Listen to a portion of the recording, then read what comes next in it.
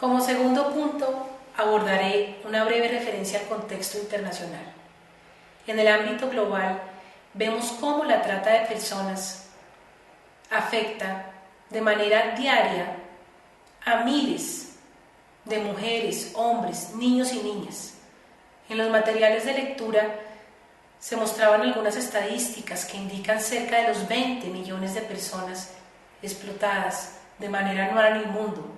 Otras cifras dicen que son más de 30 millones de personas. No hay datos específicos o unánimes al respecto, pero es importante y todos lo sabemos que cada minuto que pasa muchas personas están siendo esclavizadas o continúan en esa situación. Por eso mismo, en el ámbito mundial se ha reconocido que la trata de personas es un tema de interés público, es decir, que todos los estados se han unido y continúan unidos para luchar contra este fenómeno. Recordemos que no solo es necesaria la presencia de los estados, del sector del gobierno, sino que es indispensable, y lo hacen ustedes, en su trabajo, de las organizaciones no gubernamentales o de las organizaciones de la sociedad civil. También encontramos el gran aporte de la academia. El sector educativo, las universidades pueden contribuir analizando investigaciones en detalle, presentando propuestas, y también es clave el interés que tiene el sector privado, el sector empresarial, porque sabemos que muchas de las situaciones de trata, especialmente en materia laboral, se pueden dar en el sector de agricultura, sector textil, minería, ya lo hemos visto, tala ilegal de madera. Por eso se requiere que los empresarios también se comprometan. Ellos también deben cumplir la protección de los derechos humanos. Esto se ha dicho no solo de los tratados internacionales, sino también se puede derivar de otros instrumentos, de lo que en derecho se conoce como derecho flexible o soft law, especialmente en el campo de derecho internacional, en el sentido de manifiestos, de diferentes declaraciones que han hecho los estados o diferentes instancias en querer disminuir y eliminar la trata de personas, toda la situación de esclavitud, fortalecer, por ejemplo, un trabajo decente, oportunidades de educación. Como uno de los ejemplos podemos encontrar los objetivos de desarrollo sostenible, en uno de los cuales se habla del trabajo decente. ¿Qué es lo que queremos los estados, las naciones para este futuro? Resalto esto porque la trata de personas nos compete a todos. Todos podemos ser víctimas y todos también podemos colaborar desde nuestro sector para eliminarla, divulgando también con nuestros familiares y conocidos el fenómeno. En los materiales del curso también vemos o se hizo referencia a las mafias, a las grandes organizaciones criminales. Ustedes conocerán lo que se conoce como la mafia yakuza, ¿no? La mafia italiana, la mafia rusa. Son diferentes estructuras criminales que se dedican a la trata de personas. Muchas veces lo combinan con otro tipo de negocios ilícitos, el tráfico de drogas, el tráfico de armas, entre otros. Pero es importante que tengamos en cuenta que aunque sí hay gran presencia de crimen organizado, también, y ustedes mismos lo afirmaban en sus intervenciones, los casos a veces pueden presentar cercanía del tratante con la víctima, su familia, su vecino, su amigo, su mejor conocido. A nivel internacional también quiero decirles en este panorama que así como se encuentran fortalezas de todos los Estados unidos por una misma causa, o la mayoría de estados, también se encuentran algunos problemas y algunas debilidades. En mi experiencia profesional y de desarrollo de investigaciones y consultorías he podido identificar, y también lo han manifestado varias personas, que algunos aspectos comunes, por ejemplo para la región andina, el caso de Colombia, el caso de Perú y otros países cercanos, que se presenta, y es también un problema a nivel mundial, es la dificultad para obtener estadísticas o datos concretos sobre la trata de personas. Número de víctimas, datos de esas víctimas, datos de las personas que las explotaron, tipos de condenas, número de sentencias o de fallos condenatorios, etc. Esta debilidad se puede transformar también en un reto o un desafío para poder subsanarla. Encontramos que en el Perú, que es algo valioso y de admirar, tienen el sistema RETA, el sistema donde ustedes manejan todo este tipo de información de trata de personas. Es un valioso ejemplo y seguramente se va a venir mejorando este sistema para arrojar cifras. ¿Por qué son importantes las cifras y las estadísticas en estos temas? Porque permiten que las políticas públicas se orienten de manera preferencial a determinado sector, a determinada región que está con mayor riesgo, o permitan darle una mejor asistencia a las víctimas, entre otros aspectos. Otra dificultad muy grande es el tema de las desigualdades de género, aquellas situaciones donde históricamente hay una violencia contra mujeres y niñas de manera enfática. Observamos y se observa a nivel internacional que gran parte de las víctimas de trata de personas son niñas y mujeres de diferentes países. Eso también se puede convertir en una opción, y así como lo tiene la Política Nacional contra la Trata de Personas en Perú, incluir el enfoque de género en esos tratamientos para la trata de personas. ¿Por qué? Porque permitirá hacer una mejor prevención, más focalizada, permitirá darle una atención distinta a las mujeres y a las niñas, y asimismo ese enfoque permitirá una mejor judicialización de estos casos. Otra dificultad que se presenta es el tema de la mayor visibilidad o visualización de los casos de explotación sexual. Sí, son importantes, infortunadamente siguen ocurriendo, pero no olvidemos que hay que dar a conocer otro tipo de modalidades. La laboral, por ejemplo, de la extracción de órganos, y ustedes en Perú que tienen contemplada la extracción de tejidos humanos, ¿qué datos tenemos? ¿Qué tanto se conoce? El tema de las uniones serviles. ¿Por qué digo uniones? Porque a veces no solo se incluyen los matrimonios como tal, oficialmente conformados, sino también se dice cómo entre parejas de novios o de enamorados, como dicen en Perú, puede haber diferente tipo de explotación. Asimismo, es importante recordar como otra de las grandes dificultades a nivel internacional es el tema de la financiación o los presupuestos. Sabemos que la trata de personas es un monstruo, es una situación muy compleja que cada día crece más, pero por eso mismo se requiere que los estados en sus presupuestos, en sus protocolos de acción, puedan determinar recursos económicos y también de personal. Se necesitan personas expertas en psicología, en derecho, en antropología, trabajo social, personas también con estudios técnicos que contribuyan al correcto abordaje de este fenómeno.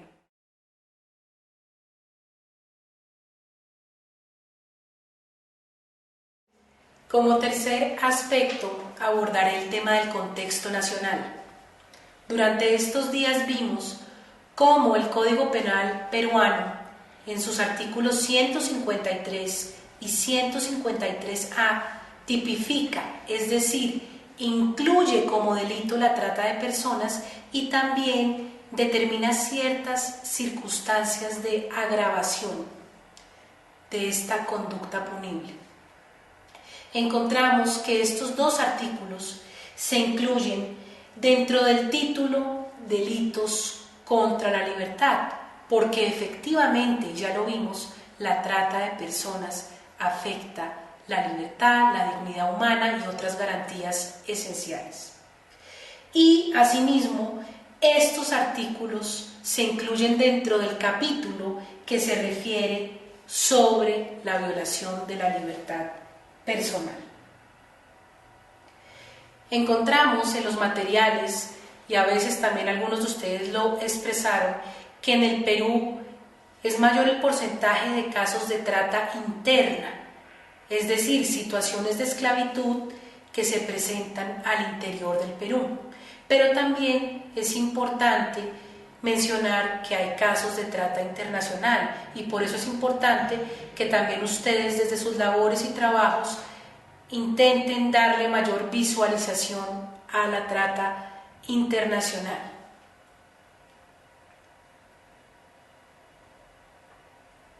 Quiero resaltar también que en uno de los últimos informes de la Oficina de las Naciones Unidas contra la Droga y el Delito del año 2014, informe mundial que hacen periódicamente, determinó que ya la trata de personas no tanto se da de manera internacional como podía pasar desde nuestros países andinos hacia Europa, hacia Asia, sino que de cierta manera, de forma mayoritaria, se está dando de manera intrarregional. Entonces, es decir, y ha pasado, por ejemplo, peruanos que estén siendo explotados en Colombia, colombianos que estén siendo explotados, por ejemplo, en Argentina, en el tema de explotación laboral de ciertas fábricas de muebles, etc. Entonces, es importante que también ustedes tengan en su visión ese concepto de trata intrarregional y abrir un poco más la mirada hacia esa situación. También encontramos que en la situación del Perú se menciona más la explotación sexual y en algunos casos se refiere a la explotación laboral, pero mayoritariamente se dice que las afectadas son niñas y mujeres.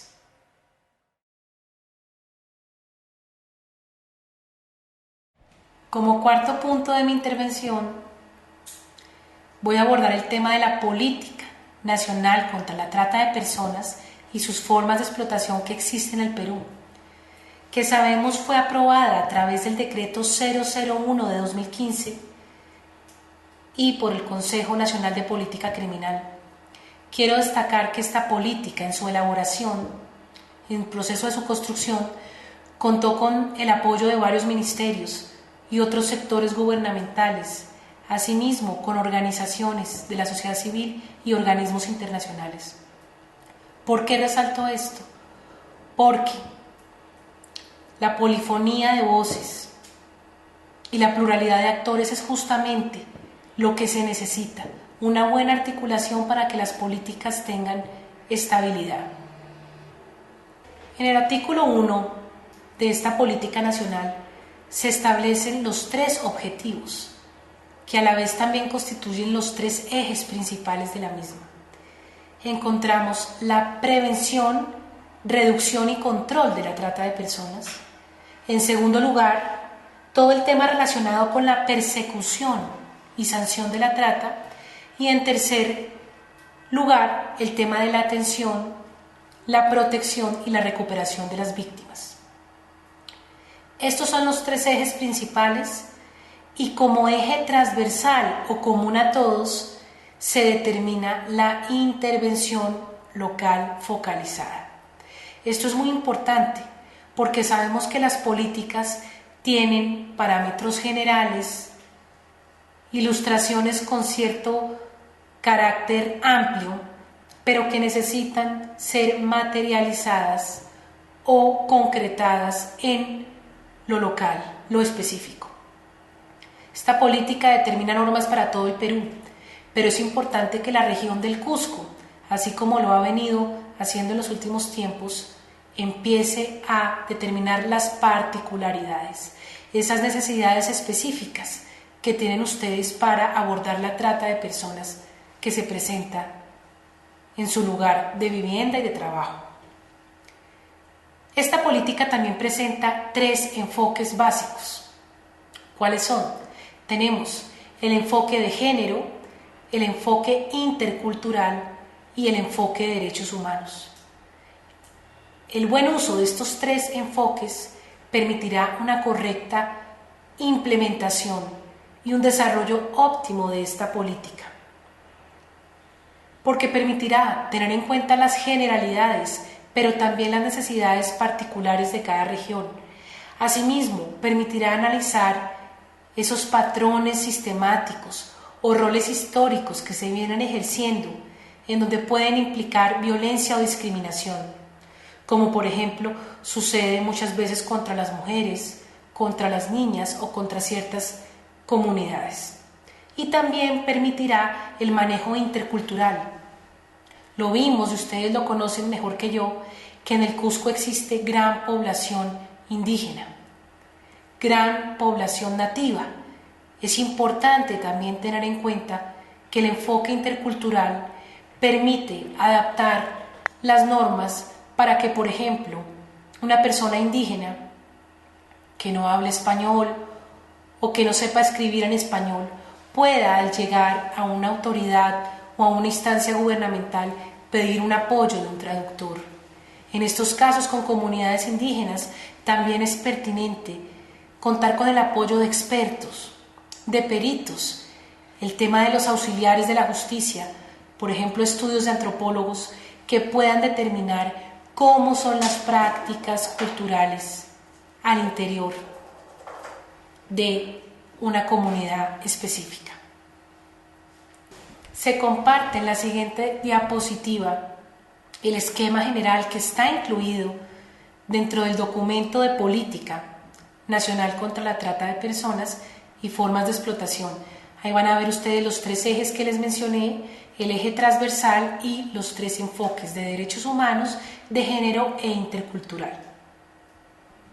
El artículo 5 de esta política nacional determina cómo debe ser la participación de los gobiernos regionales y los gobiernos locales en materia de iniciativas, en materia de mecanismos de seguimiento, de monitoreo y evaluación de la política nacional. En el lineamiento 1 general de esta política se determina, y me permito leer, la intervención e implementación focalizada de la política nacional contra la trata de personas, priorizando estrategias de prevención, persecución o protección según la problemática identificada y promoviendo la cooperación entre los órganos gubernamentales a nivel central y local. Dentro de ese lineamiento general 1, ustedes pudieron observar en el documento que se establecen tres lineamientos más específicos o concretos. El primero de ellos habla de la creación de espacios de coordinación y consulta a nivel central y local que promuevan la ejecución de esas estrategias de lucha contra la trata de personas y sus formas de explotación, estableciendo competencias y funciones exclusivas o compartidas de sus miembros. Este primer lineamiento específico es muy importante porque permite la creación de esos espacios de coordinación interinstitucional que no solo faciliten el diálogo y la conversación, sino realmente se necesita un trabajo articulado, un trabajo, como dicen algunos, de la mano, un trabajo en llave y que permita tener ese diálogo entre lo nacional y lo local. En esto los invito a que no solo conozcan, digamos, los que trabajan en el sector gubernamental, las diferentes instancias, ministerio, fiscalía, etcétera, o los que trabajan en organizaciones, a las organizaciones similares, sino que realmente se preocupen por conocer también actores de otros de los sectores. Como segundo lineamiento específico, se habla del diseño y la implementación de planes locales contra la trata de personas y sus formas de explotación. Estos planes deben abordar características particulares del fenómeno de la trata de personas, cómo se desarrolla en cada región del Perú y deben establecer acciones, estrategias específicas, indicadores y metas que permitan justamente su análisis. Esto es muy importante y tiene gran impacto, además de trascendencia, porque no es lo mismo hablar de la trata de personas que sucede en Lima, que sucede en Puno, en Piura, en Madre de Dios, a la que sucede en el Cusco y que ustedes ven día a día en el ejercicio de sus actividades. Es importante también que en esos planes locales se establezca de manera específica acciones concretas con sus respectivos responsables, con las funciones que va a desarrollar cada uno y asimismo indicadores y metas. ¿Por qué son importantes los indicadores y metas? Porque van a permitir evaluar. Como tercer elemento está el diseño de esas herramientas de gestión que permitan el seguimiento y el monitoreo a los planes locales contra la trata de personas y sus formas de explotación. ¿Por qué es importante? Porque si se hace el esfuerzo interinstitucional y mancomunado de establecer unas acciones, unos responsables, unos objetivos, tiene que haber una cierta manera de determinar, bueno, ¿cómo vamos a evaluar que cumplimos? Determinemos unos indicadores. ¿Qué metas queremos? Eso es muy importante que lo tengan presente y lo practiquen. ¿Por qué? Porque los mismos resultados que arrojen van a permitir establecer, tenemos estas fortalezas, estas debilidades o estos vacíos y estas posibilidades de crecimiento, de mejora y de fortalecimiento. Específicamente en cuanto a la región del Cusco, ustedes mencionaron la existencia de prácticas como el padrinazgo, ¿no? En la cual ya vimos, los padres le entregan a un tercero, un hijo o una hija, con el ánimo de que tenga un mejor futuro, pero muchas veces esa persona se encuentra después en una pesadilla, explotada. También algunos me nombraban que el Cusco pues tiene un gran flujo de personas por turismo. Sabemos que tienen la gran riqueza de Machu Picchu y otros sitios históricos que diariamente implican el ingreso y la salida de peruanos y de extranjeros de diferentes lugares del mundo que lo visitan. Otros también me referían que el Cusco tiene un destino o es un destino para la explotación sexual y laboral, pero que también es un lugar de origen para el tema de la explotación de la minería informal.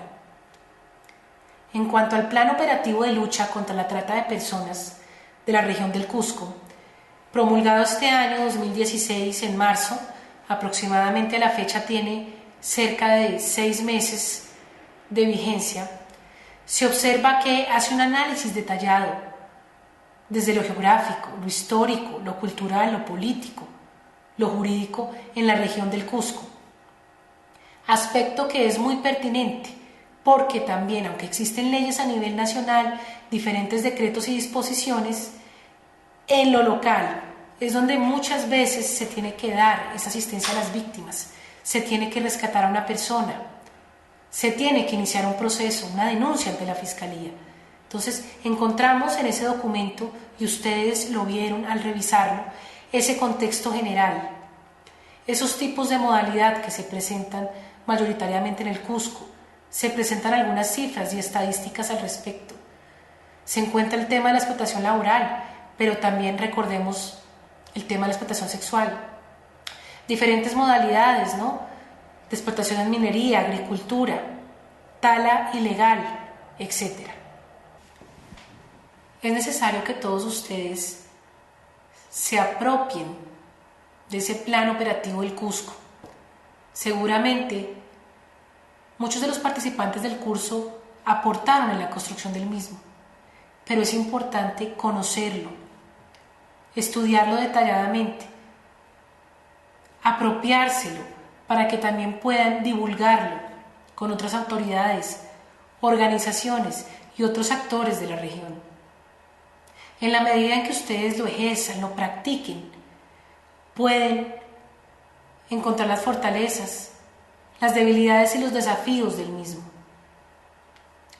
Quiero resaltar, y lo vieron ustedes, que en ese documento se habla de la proactividad. Es necesario que todos tengan esa iniciativa de desarrollar, proponer estrategias, soluciones, pero no solo quedarse en las propuestas, sino dar un paso más allá en la ejecución. Esto requiere acciones, señores y señoras. También destaco que se incluye el ámbito del liderazgo.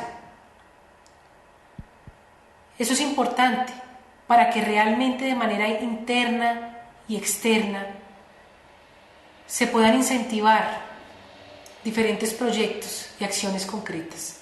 Y también la sinergia.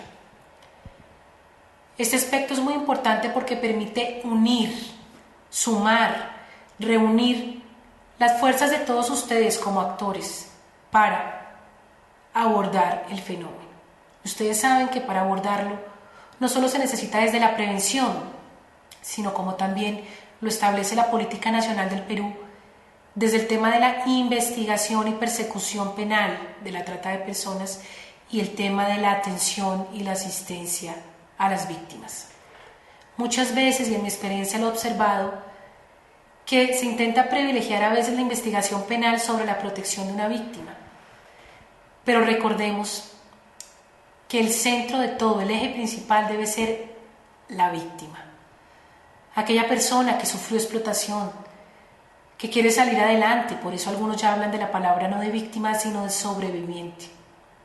Si tenemos el enfoque de derechos humanos como base principal y la protección de la persona, toda la legislación y las políticas deben girar alrededor de eso y de su protección efectiva. Encontramos también que las acciones de ese plan operativo que tienen ustedes allá en el Cusco hablan de priorizar y focalizar esfuerzos. Esto es muy importante porque muchas veces encontramos que hay gran pluralidad de actores, hay a veces desconocimiento de lo que está haciendo el otro.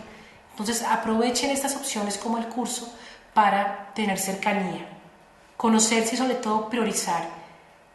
Les pregunto, ¿cuál es la prioridad en materia de atención de la trata de personas en el Cusco? Actualmente quieren concentrarse en una modalidad específica, quieren concentrarse en una región determinada dentro del Cusco. Esto es un aspecto que hay que analizar. Asimismo se habla de la necesidad de conformar redes de trabajo para que los objetivos sean más fáciles de alcanzar. Por eso también los invito a que conozcan el Observatorio Latinoamericano contra la Trata y el Tráfico de Personas, que también se conoce como Observa la Trata, donde está incluido el Perú con varias organizaciones, universidades, sector gubernamental, está incluido Colombia, México, Panamá, Argentina, varios países de la región. En este observatorio, que tiene un par de años, se han venido consolidando estrategias para sobre todo también conocernos un poco más como región. Si tenemos, por ejemplo, un peruano o una peruana que está desaparecido, que se cree que está siendo, por ejemplo, explotado al sur de Colombia, ¿cómo articular la comunicación con autoridades colombianas, etcétera? A nivel jurídico ya hay varios memorandos de entendimiento, acuerdos entre nuestros países, pero también hay que aprovechar estos espacios como el observatorio, donde hay varios actores, como por ejemplo las universidades, que aportan. Hace 3 años, en el 2013, se hizo el Congreso Latinoamericano en Bogotá, en la Universidad de los Andes. Creo que se tuvo alrededor de la asistencia de 500, 600 personas de todo el mundo, no solo latinoamericanos, sino gente de Europa, de África, que vino a investigar el fenómeno. El próximo año, aprovecho, los invito, se va a desarrollar en Lima, Perú. Tienen la oportunidad ustedes de compartir con personas no solo de su país, de su región, sino de todo el mundo. Y va a ser en la Universidad Católica del Perú, para que participen. Esas redes académicas, profesionales, gubernamentales, de trabajo conjunto, hay que aprovecharlas. Otra cuestión que indica el plan operativo del Cusco es aprovechar los aprendizajes de las experiencias anteriores. Todos ustedes, seguro, con cada caso que han atendido en sus labores, con cada situación, cada noticia que leen en los periódicos, han tenido aprendizajes que permiten fortalecerlos. También se encuentra incorporar el tema de las buenas prácticas de otras instituciones o localidades, compartir, comunicarse, saber qué resultados exitosos ha tenido alguna actuación en algunas regiones del Cusco o del Perú, o por qué no, buenas prácticas de otros países. Y también es importante, y creo que este es uno de los motivos por los cuales se hizo este curso, incrementar, fortalecer las capacidades, los conocimientos de todo el personal que de alguna u otra manera tiene contacto o debe atender a víctimas de trata, debe fallar los casos, debe investigarlos, etc. Y por último se encuentra el optimizar y sistematizar los procesos. Es bueno compartirlos, divulgarlos, organizarlos y difundirlos.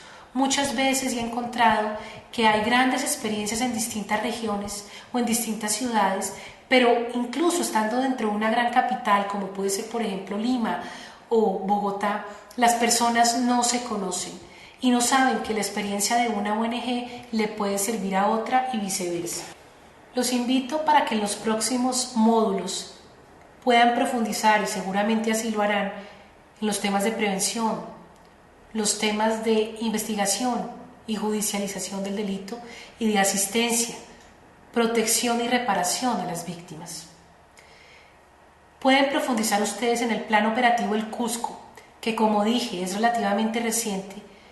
Todas esas acciones concretas, esas tablas o cuadros que demuestran específicamente qué se quiere hacer en el Cusco en cada uno de estos ejes, cuáles son las metas, los indicadores.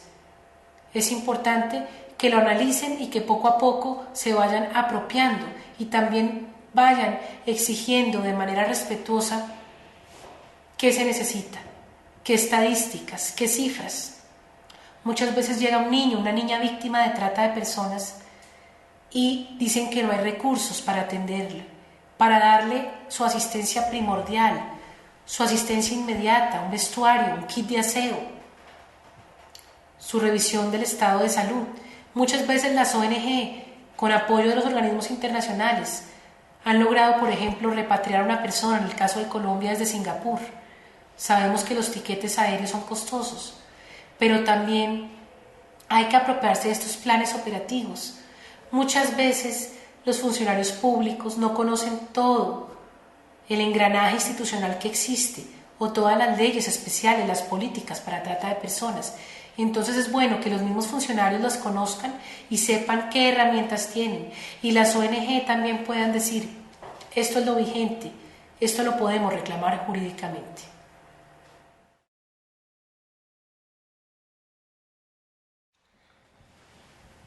Para finalizar y como último punto en mi orden de intervención, daré algunas conclusiones y reflexiones.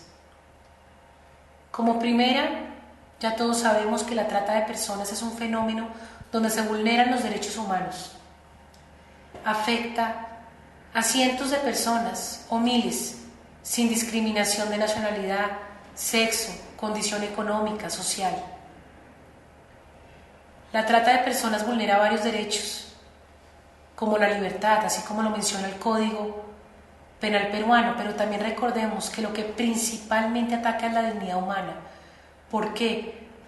Porque no habla de personas, no le interesa, sino habla de objetos, de cosas, de mercancías que se pueden transportar, captar, trasladar y vender. Muchas veces durante estos años de experiencia se decía: ¿cuál es la diferencia entre traficar armas, traficar droga y la trata de personas? Y se respondía diciendo: un arma tiene cierta vida útil, un gramo de cocaína también, se consume y ya, pero una persona Piensen, por ejemplo, en los casos de bebés o de niños, puede ser explotada muchos años, muchos meses o incluso hasta su muerte. Hace unos meses en algún periódico de Colombia se compartía la foto de una joven que creo que escasamente tenía 20, 25 años, pero que había sido sometida varios años durante explotación sexual. Y los médicos, a través de los moretones, de los impactos físicos que tenía en su cuerpo, decían que tenía la condición de una persona de 80 años.